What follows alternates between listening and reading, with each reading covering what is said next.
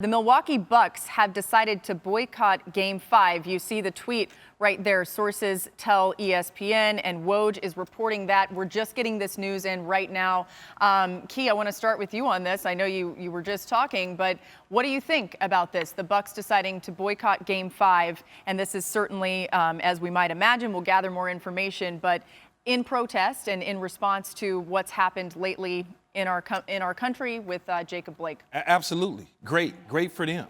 Great for our country. Great for sports. I think when you look at it, especially in the state that they're in, it's in their backyard. And everybody was wondering, was it going to be the Toronto Raptors?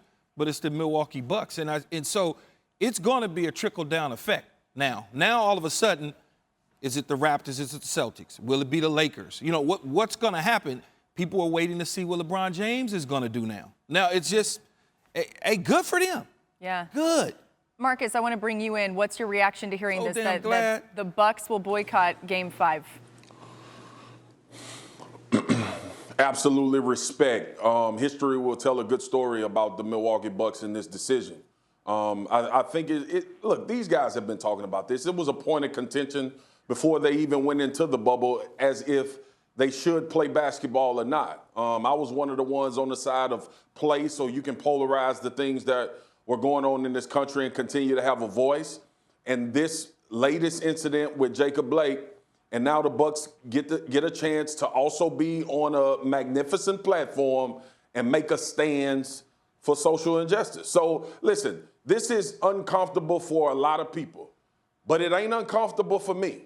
And it ain't uncomfortable for a lot of people in this country that look like me. And the Milwaukee Bucks are standing up and supporting that. So I applaud them as a franchise. I applaud those players and the people that are far right, period. So that's all I got on it. Yeah, we saw yesterday that the Lions canceled their practice in protest of police injustice toward black men and black people. And Dan, as you hear about this and you see the voice that sports, that athletes have in our society, the impact that can be made, what comes to mind? The Bucks understand that they're role models. Their organization and their players understand that they are role models and that lip service doesn't cut it anymore. You know, I said this yesterday. Don't tell me that you'll do something, then the opportunity to do something presents itself and you not do it, right? And so this is a tremendous step, a historic step. And like Key and Marcus, I applaud them for the courage to do so. Yeah, once again, the breaking news that we're just finding out now, the Milwaukee Bucks have decided to boycott Game 5 today. Adam Schefter, your reaction to hearing this news?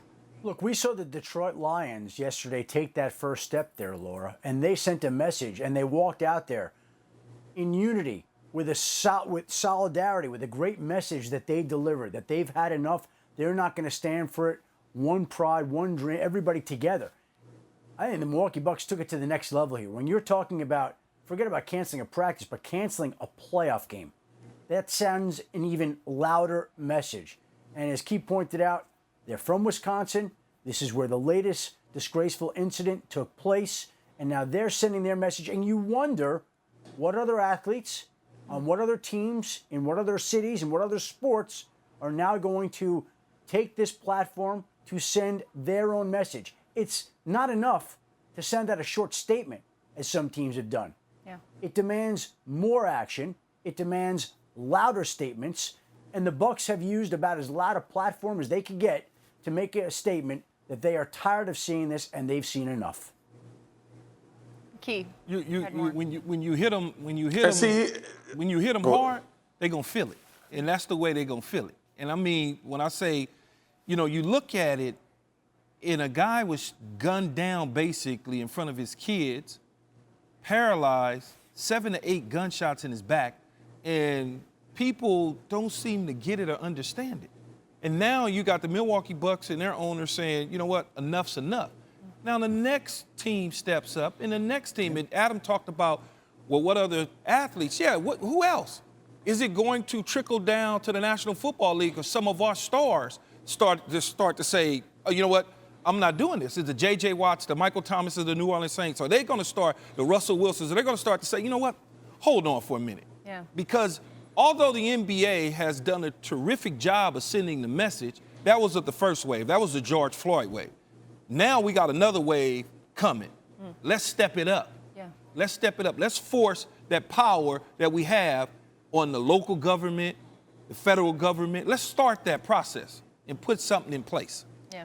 I think one of those things that just came to mind was you never want to look back and say, could we have done more? Right? You never want to look back and say, could we have done more? And that's why I think this moment is so big for the Bucks, because they won't, a week from now, 2 weeks from now, I don't mean to cut you a off, month. though, Dan, Yeah. but it's not just about the Bucks.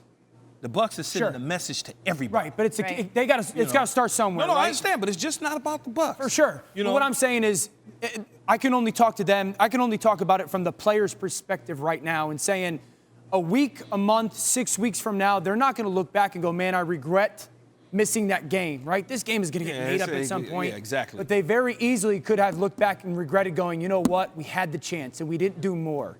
We didn't take advantage of that moment. And that's why I think it's such a huge historic moment.